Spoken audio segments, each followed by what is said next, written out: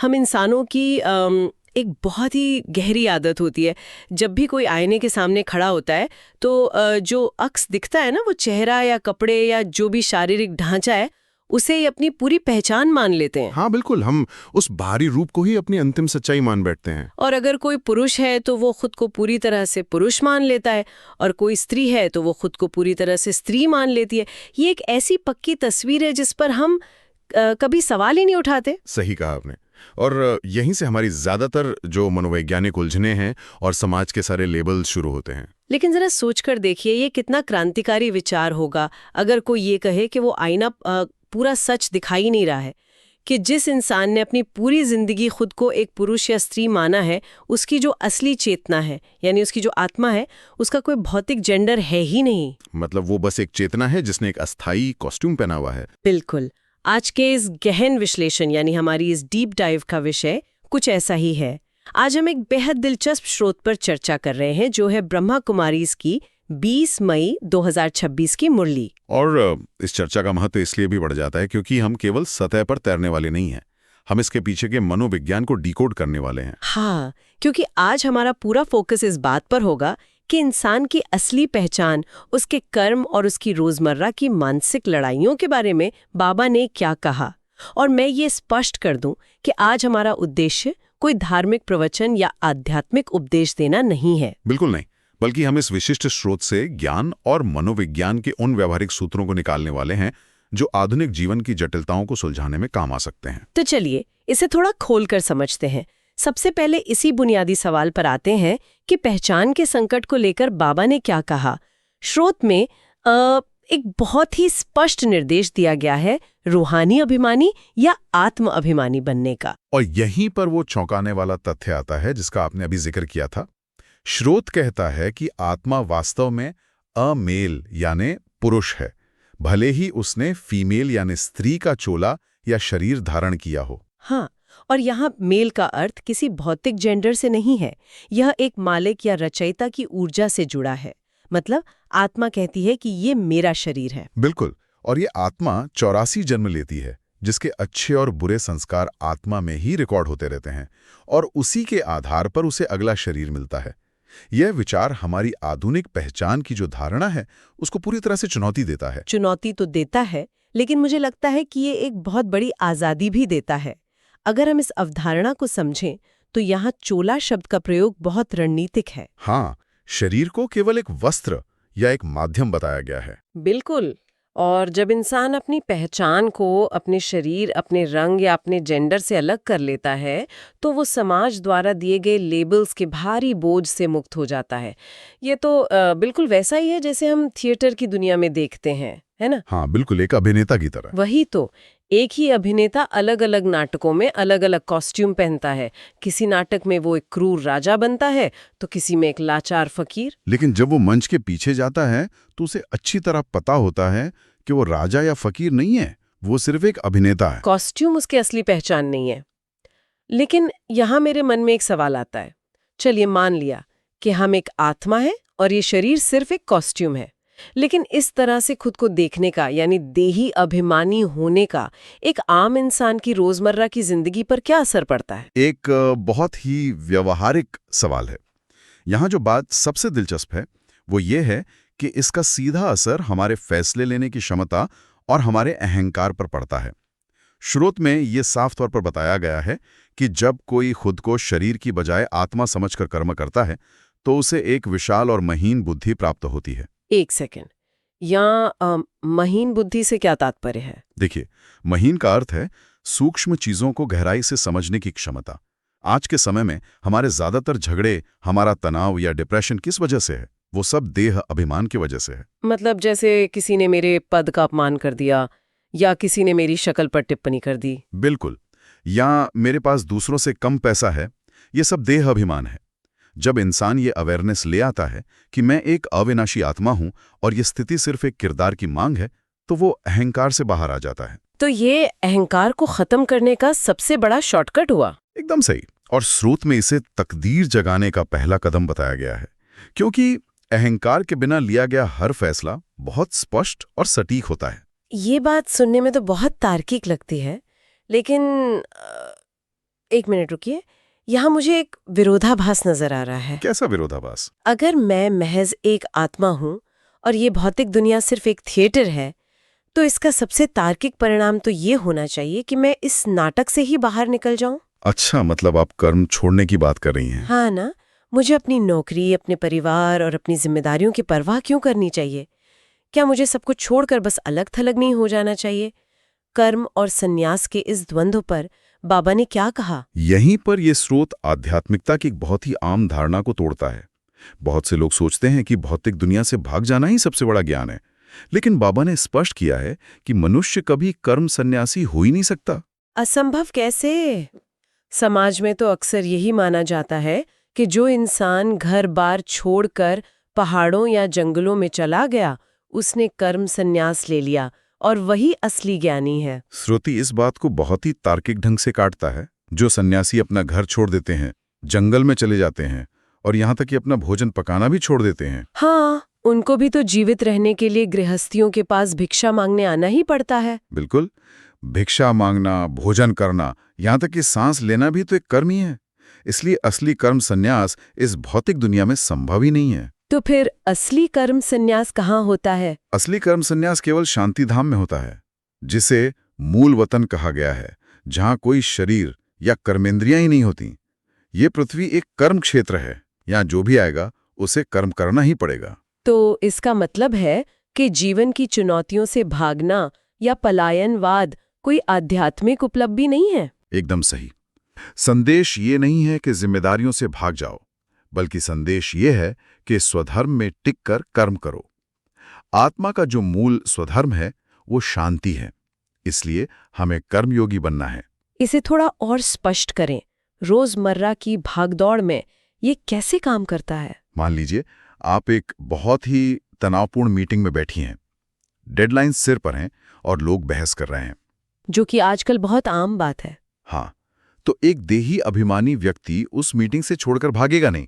वो उस शोर शराबे के बीच बैठकर भी मानसिक रूप से एकदम पहाड़ों जैसी शांति का अनुभव करेगा। मतलब वो बाहरी रूप से सक्रिय रहेगा, लेकिन आंतरिक रूप से शांत रहेगा। यही असली कर्मयोगी होना है। भीड़ के बीच एकांत और शोर के बीच शांति को साधना, ये एक बेहद व्यावहारिक जीवन शैली है। ये वाकई एक बहुत ही मजबूत अवधारणा है। लेकिन चलिए जमीनी हकीकत पर आते हैं। ये कहना जितना आसान है, करना उतना ही मुश्किल है। जब कोई इंसान इस तरह से शांत रहने की कोशिश करता है, तो उसे हजारों रुकावटों का सामना करना पड़ता है। हाँ, भटकाव तो बहुत हैं। तो इन रुकावटों के बारे में बाबा ने क्या कहा? ये प्रक्रिया इतनी कठिन क्यों हो जाती है? क्योंकि यहाँ हम इंसान के सबसे बड़े दुश्मन यानी उसकी अपनी पुरानी आदतों और भटकावों का सामना करते हैं। स्रोत में इस पूरी प्रक्रिया को सिर्फ योग नहीं बल्कि याद की यात्रा कहा गया है। याद की यात्रा, ये बहुत महत्वपूर्ण अंतर है। मतलब केवल जानकारी या ज्ञान इकट्ठा कर लेना काफी नहीं है। बिल्कुल नहीं। सृष्टि चक्र को समझ लेना या सुखधाम और शांतिधाम की थ्योरी पढ़ लेना बहुत आसान है। हाँ, ज्ञान तो आज इंटरनेट पे हर जगह मौजूद है, लेकिन उस याद में टिके रहना, यानी उस ज्ञान को हर पल जीना, ये सबसे मुश्किल काम है। और यहाँ पर स्रोत में एक बहुत ही दिलचस्प विजुअल मेटाफोर का इस्तेमाल किया गया है। माया को एक जिन के रूप में दर्शाया गया है। हाँ, माया का ये जिन कोई बाहरी भूत प्रेत नहीं है। ये हमारे खुद के भटकाव, हमारे विकार और हमारे ईगो का ही रूप है। बाबा ने कहा है कि अगर बाप को याद नहीं किया तो ये माया रूपी जिन खा जाएगा। बिल्कुल। जब मैं ये पढ़ रही थी तो मुझे लगा कि ये जिन वाली बात पूरी तरह से एक आधुनिक वीडियो गेम के बॉस लेवल जैसी है। Boss level? वो कैसे? कल्पना कीजिए कि आपने किसी गेम में सारे शुरुआती लेवल पार कर लिए हैं। आपको सारे नियम पता चल गए हैं, लेकिन जैसे ही आप फाइनल स्टेज पर पहुंचते हैं, जहां आपको सबसे ज्यादा फोकस की जरूरत होती है, तभी वो गेम का सबसे बड़ा विलेन यानी वो बॉस कैरेक्टर सामने आ जाता है आपको भटकाने के लिए। हाँ, ये तुलना बहुत सटीक है। स्रोत भी यही कहता है कि जब कोई याद में टिकने की कोशिश करता है तो ये माया रूपी जिन नाक से पकड़कर नींद दिला देता है या जिंदगी में तूफानों में फंसा देता है। और ये नींद आना बहुत ही मनोवैज्ञानिक बात है ना? मैं यही समझने की कोशिश कर रही थी कि ये सिर्फ शारीरिक नींद की बात तो नहीं हो रही है। ये हमारे फोकस और डिस्ट्रैक्शन की लड़ाई कैसे है? देता है। वो अपनी पुरानी डिफॉल्ट आदतों की नींद में चला जाता है। जैसे किसी ने ऑफिस में आपका अपमान किया और आप तुरंत रिएक्ट कर दे। बिल्कुल।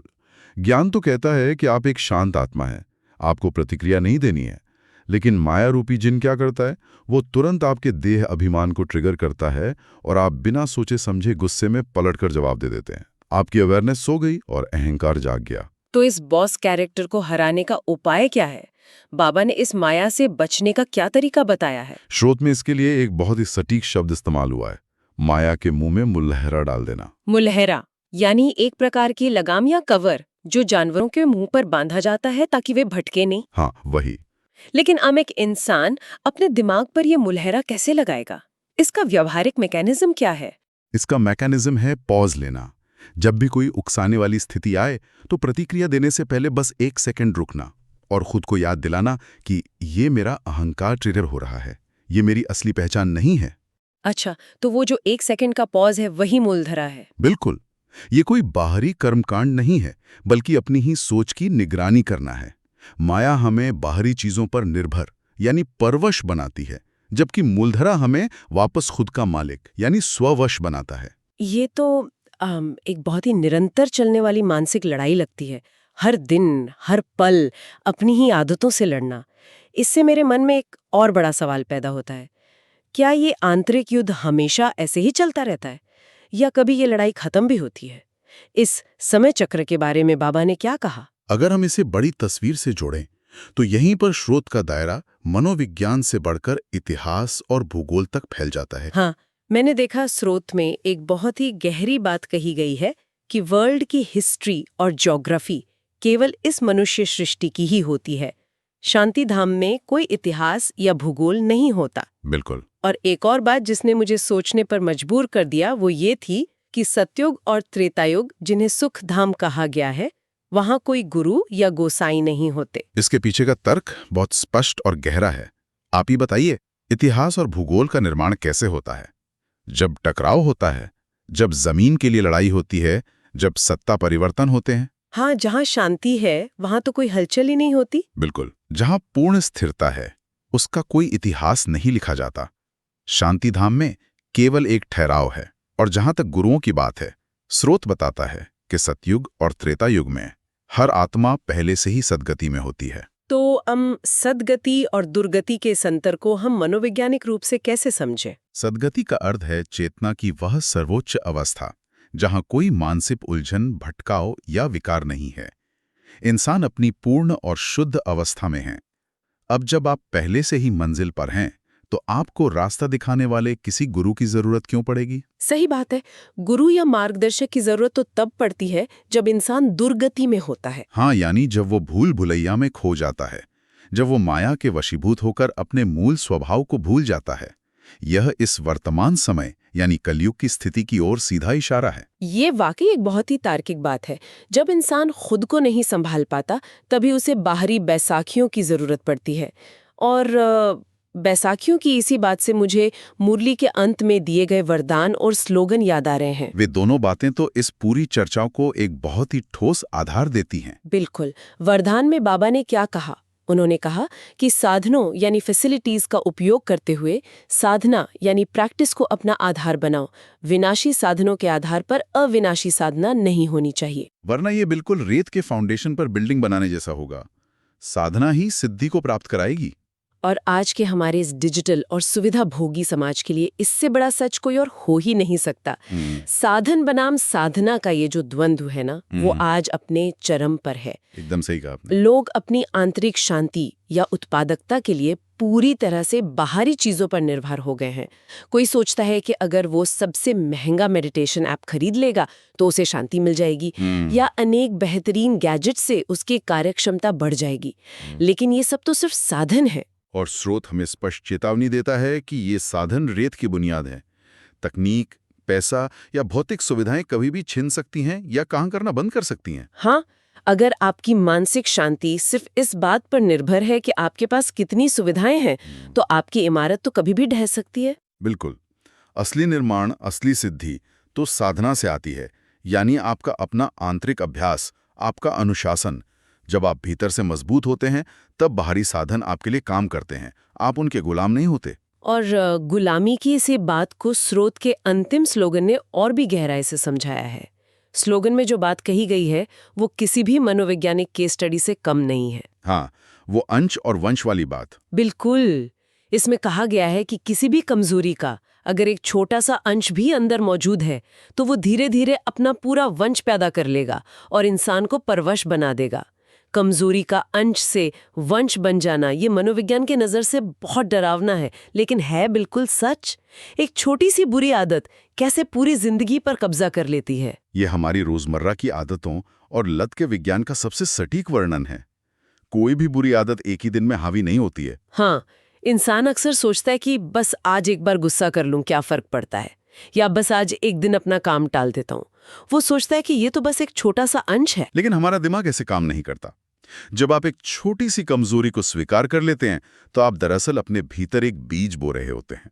वो एक बार का गुस्सा धीरे धीरे व्यवहार का हिस्सा बन जाता है। बिल्कुल, वो अपना एक वंश तैयार कर लेता है, यानी एक के बाद एक कई बुरी आदतें उसी एक कमजोरी से जन्म लेने लगती हैं और अंततः इंसान अपनी ही आदतों को गुलाम बन जाता है। इसलिए स्रोत ये चेतावनी देता है कि उस छोटे से अंश को शुरू में ही पहचानना और खत्म करना बहुत जरूरी है। तो अगर हम इस पूरी डीप डाइव के सार को समेटें तो आज हमने बहुत ही बुनियादी लेकिन शक्तिशाली अवधारणाओं पर बात की। हमने ये समझा कि बाबा ने क्या कहा जब बात हमारी असली पहचान की आती है कि हम ये शरीर या जेंडर नहीं बल्कि आत्मा हैं। और ये भी देखा कि दुनिया के इस कर्म क्षेत्र से भागना कोई उपाय नहीं है, बल्कि कर्म योगी बनकर शोर के बीच शांति खोजना ही असली बात है। हाँ, और माया का जिन हमें ऑटो पायलट पर सुलाने की कोशिश करेगा, लेकिन हमें याद का मुल्हरा डालना होगा। और अंत में हमने सीखा कि जीवन की इमारत साधनों की रेत पर नहीं बल्कि साधना की ठोस जमीन पर बनानी है। और अपनी कमजोरियों के छोटे से अंश को भी वंश बनने से रोकना है। ये पूरा विश्लेषण हमें बताता है कि असली शक्ति बाहरी दुनिया को जीतने में नहीं बल्कि अपने ही मन के तंत्र को समझने में है। बिल्कुल। लेकिन जाने से पहले मैं एक आखिरी विचार को छूना चाहूंगी। एक ऐसा विचार जो इस स्रोत के बिल्कुल अंत में छिपा है। स्रोत के आखिर में मन और बुद्धि के विमान का जिक्र किया गया है। कहा गया है कि इस विमान से 1 सेकंड में आकारी और निराकारी स्थितियों का अनुभव किया जा सकता है। ये एक बहुत ही सुंदर रूपक है। अब यहाँ हमें ये समझना होगा कि ये स्थितियां क्या हैं। आकारी स्थिति का अर्थ है वो अवस्था जहां आपके विचार तो हैं लेकिन वे भौतिक दुनिया के भारीपन से मुक्त हैं। और निराकारी स्थिति का अर्थ है चेतना का वो परम शुद्ध रूप जहां कोई विचार या शोर नहीं है, सिर्फ पूर्ण शांति है। और ये क्षमता हर किसी के भीतर पहले से मौजूद है। जरा सोचकर देखिए, सुनने वालों के लिए ये कितनी बड़ी बात है। हमारे पास एक ऐसा आंतरिक विमान है जो सेकंडों में हमें इस दुनिया के शोर से, देह अभिमान से निकालकर परम शांति में ले जा सकता है। तो फिर सबसे बड़ा सवाल ये उठता है कि अगर हमारे पास इतनी बड़ी ताकत मौजूद है तो फिर हम हर दिन इस जमीन की छोटी छोटी लड़ाइयों में और माया में क्यों उलझे रहते हैं? क्या हम अपने इस विमान को उड़ान भरने से खुद ही रोक रहे हैं? ये वाकई सोचने वाली बात है। शुरुआत में हमने उस आईने की बात की थी जिसमें हम सिर्फ अपना भौतिक शरीर देखते हैं। शायद अब समय आ गया है कि उस आईने से नजर हटाई जाए और उस विमान में बैठा जाए जो हमें हमारी असली पहचान तक ले जा सकता है। इसी एक विचार के साथ हम आज के इस गहन विश्लेषण को यहीं विराम देते हैं। सोचते रहिए और खोजते रहिए।